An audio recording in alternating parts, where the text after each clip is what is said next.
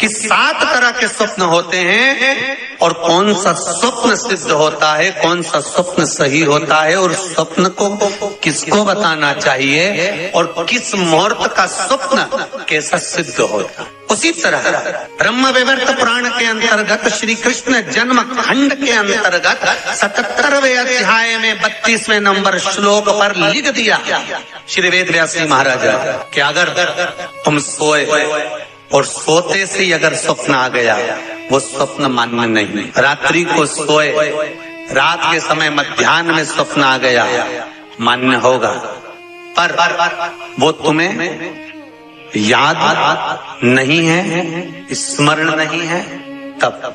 और फिर कहा ब्रह्म मुहूर्त में अगर आपने कोई स्वप्न देख लिया और स्वप्न श्रेष्ठ है, किसी से नहीं कहा, तो वो स्वप्न 2.5 महीना 3 महीने में सिद्ध हो जाता है, सम्मुख में प्रकट हो जाता है स्वप्न की। हाँ, स्वप्न में अगर सांप दिख रहा है, स्वप्न में सर्प नजर आ रहा है, पान का पत्ता, तांबुल पान का पत्ता, उस पान के पत्ते पर एक लाल चंदन से सर्प बना और सर्प बनाकर उसका शिव मंदिर में स्पर्श कराकर बहते पानी में छोड़कर आ जाइए, सर्प दिखना बंद। स्वप्न में कभी नहीं दिख सकता सर्प का। आज भी नियम है, शिव जी की बारात निकली थी, सामने से अर्थी आई थी, तब शंकर की बारात निकली थी। हिंदू धर्म की रीति है, आज भी आप कोई अच्छा काम करने जा रहे हो, सामने से अगर मुर्दा आता दिख जाए, अर्थी आती दिख जाए, समझ लेना तुम्हारा काम सफल हो जाएगा, तुम्हारा कार्य सफल हो जाएगा। समझ लेना, आज भी नियम है, सामने से मुर्दा आते दिख जाए तो कार्य सफल है। दिन में देखा हुआ स्वप्न कभी सिद्ध नहीं होता। स्वप्न में किसी मरे हुए व्यक्ति को देख लो, समझ लो कि आज कोई अच्छा काम होने वाला है। किसी अपने व्यक्ति को मरा हुआ देख लिया, समझ लेना उम्र बढ़ गई। तो इसका मतलब ये नहीं है कि तुम शमशान के पास घर बना लो। हाँ, तुम्हारा क्या भरोसा, तुम सोचो सीवर वाला महाराज बोला है कि मुर्दे को देखो तो काम सफल होता है, तुमने कहा अपन मकान ही शमशान के पास बनाएंगे, अपन तो प्लाट ही में कर देंगे, तो वहां से रोज आता जाता मुर्दा ही मुर्दा दिखेगा। इनका क्या भरोसा। किसी एक भक्त ने एक प्रश्न लिखकर भेजा था कि हमारे स्वप्न में शंकर जी का शिवलिंग दिखता है तो कैसा होता। हमने कहा इतनी सी बात के लिए तो आपको प्रश्न करने की जरूरत ही नहीं, पुराण को देख लीजिए, ब्रह्मवेत्ता पुराण उठाइए और उसका श्री कृष्ण जन्म खंड निकाल लीजिए, उसका 77वां अध्याय निकाल लीजिए, 77वें अध्याय का 32वां श्लोक निकाल लीजिए। ब्रह्म मुहूर्त में तुमने देखा, सुबह का समय है, तुम्हारी बुद्धि में, तुम्हारे विवेक में अगर शिवलिंग का दर्शन हो गया है। जिस बच्चे ने प्रश्न करा है, अगर वो कथा सुन रहा हो, वो कह रहा था कि हमारे गांव में लाइट नहीं रहती तो टीवी नहीं चलती, इसलिए मोबाइल पे सुनते हैं। तो मोबाइल पे अगर सुन रहे हो बेटा तो ध्यान करना कि अगर ब्रह्म मुहूर्त में शिवलिंग का दर्शन किया है तो जिस कार्य में आगे बढ़ोगे उस कार्य में तुमको मात्र 3 महीने में सफलता प्राप्त हो जाएगी। अगर शिवलिंग का दर्शन, शिवलिंग का दर्शन मात्र चाहे स्वप्न में हो चाहे हकीकत में हो, जीवन की सफलता देता है, वो सफलता प्रदान करता है। शिवलिंग का दर्शन अगर आप स्वप्न में भी कर रहे हो, शिवलिंग का दर्शन आप अगर हकीकत में भी कर रहे हो, वो आपको फल देगा। नाग नागिन का जोड़ा ही ऐसा होता है, पति जाए तो पत्नी बदला लेती है, पत्नी जाए तो पति बदला लेता है। इसलिए हिंदू धर्म की रीति है, गाड़ी के नीचे हाथ में किसी भी रूप में अगर आपसे सर्प मरा है, सर्प की हत्या हुई है, या आपने किसी के द्वारा सर्प पकड़ा कर छुड़वा भी दिया है, तो निवेदन रहता है चांदी का एक नाग नागिन छोटा सा बनाकर, छोटा सा उसको शक्कर के कलश में रखकर बांध कर शिव मंदिर में रखकर आ जाइए, उसको दे दो शिव बाबा को कि अब हमारी तरफ से हमने हाजिरी लगा दी, हमसे दुख, हमसे गलती हुई, हम क्षमा चाहते। गलती मनुष्य से होती है, मानव से होती है, हो गई गलती, अब आपको साथ याद रखिए।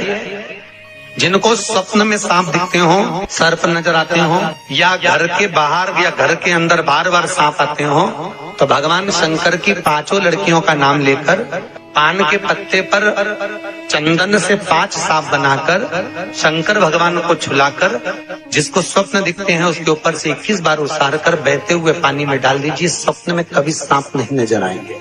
जिनको रात में नींद नहीं आती हो, टेबलेट खाकर सोना पड़ता हो, रात भर नींद नहीं आ रही हो, कुछ मत करो, सोने के पहले भगवान शंकर की 5 लड़कियों का नाम 11-11 बार ले लो, पलंग पर जैसी पड़ो वैसी 11-11 बार नाम ले लो, आपको टेबलेट खाने की जरूरत नहीं पड़ेगी। ऐसी नींद आएगी कि सुबह 6 बजे भी उठना बड़ी मुश्किल से उठोगे तब उठना पड़ेगा, ऐसी चक नींद आती। घर में सर्प आ रहा है, आस्तिक मुनि का स्मरण करिए।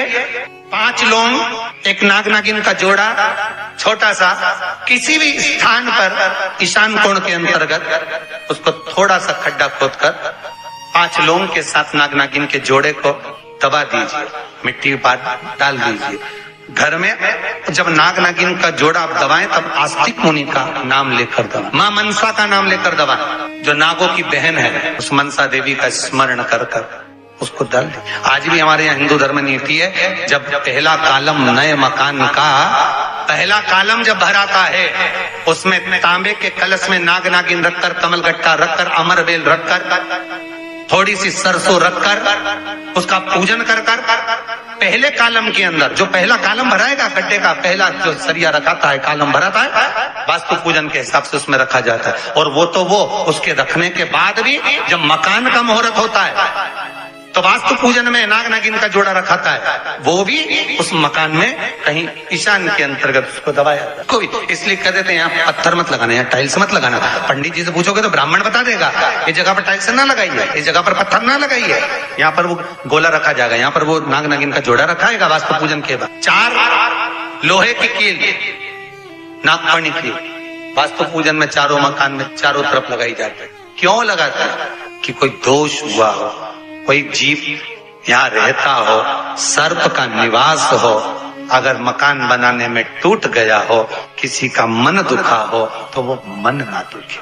क्षमा याचना, परम आभूषण है, क्षमा मांग लेना, परम आभूषण। गलती करो तो क्षमा मांगने में देरी ना कर, हो गई गलती हो, क्षमा है, हम क्षमा मांगो। हे शंकर, हे शंभु, हे त्रिकालदर्शी, हे कैलाशी, हे अविनाशी, क्षमा करो गलती। तेरा ही दिया मैंने, खाया पिया है, तेरा शुक्रिया।